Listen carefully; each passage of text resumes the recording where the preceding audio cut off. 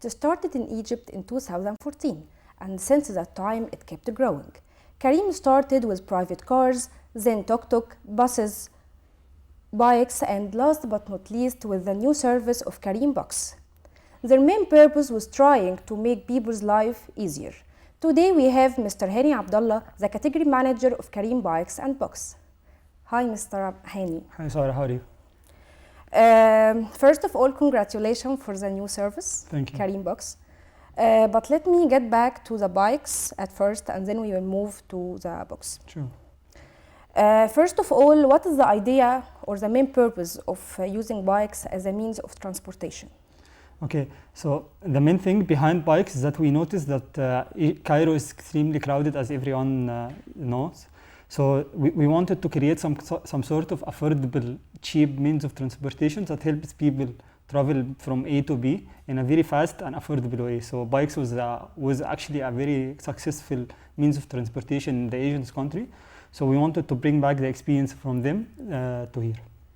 Okay, but concerning environmental issues, how about cars and buses, for example, use fuel gas?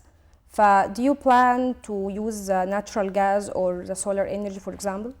For the bikes, in specific, we are actually exploring some internships or some partnerships with manufacturers that do bikes, electric bikes. Mm-hmm. But you know, it has some technical challenges regarding charging the bikes and how to get a bike with capacity that allows it to travel to large distances. But we are working on it. For the other means of transportation, for sure, we want to develop some kind of electric.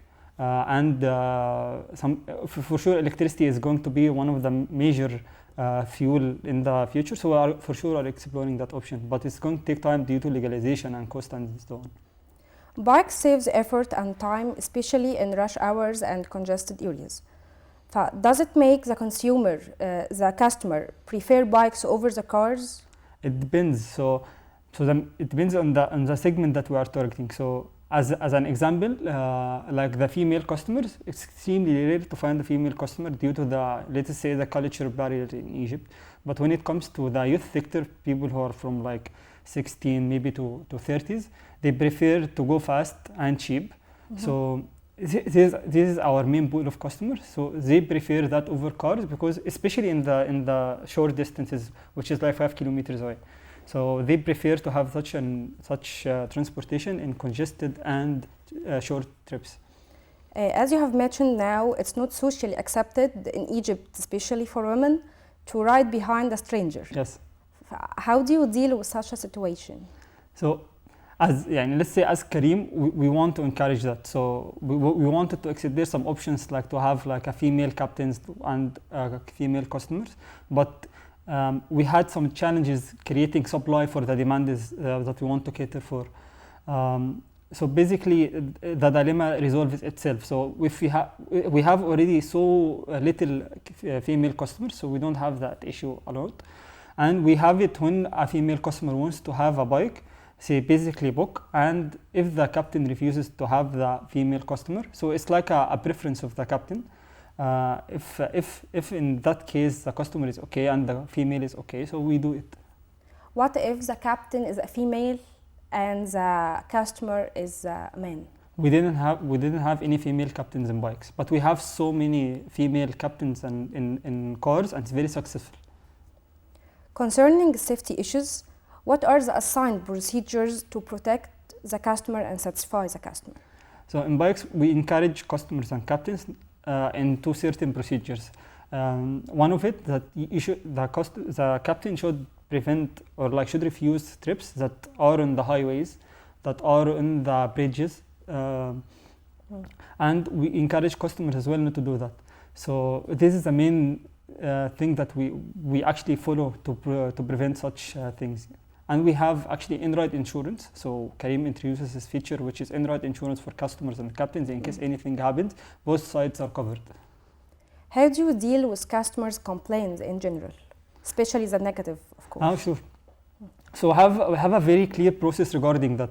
So we try to be fair. So in receiving complaints, so we actually don't We don't like, in case we receive the complaint, we try to be fair between two sides, depending on the history of both sides. Because at the end of the marketplace, and we don't want to favor someone on another. So if we receive the complaint from a customer saying that someone was smoking in the car, so basically the first thing that we do is that we actually look at the history of the captain. We see if he actually is doing that a lot or not. If it is the first time, we actually get enough of like warnings and making sure that you don't do that again. But if we receive the same complaint from another customer on the same captain, so it's another issue. So it's very difficult to find two different people lying on someone. So this is when we take an action. But when it's something severe with like a very clear evidence, for sure we take like a very fast action by regarding blocking or raising a legal action. This is why you make rating on the application? Exactly, yes. So yeah, we have multiple channels to receive customer complaints. So one of it is actually ratings. So after the customer ends the trip, he needs to rate, and if he rated below 3, he has the right to explain the reason. So we actually store and look at the rating very seriously. And we have the other one, which is the email. So he can actually send an email with the purpose of the complaint, and we have the call center.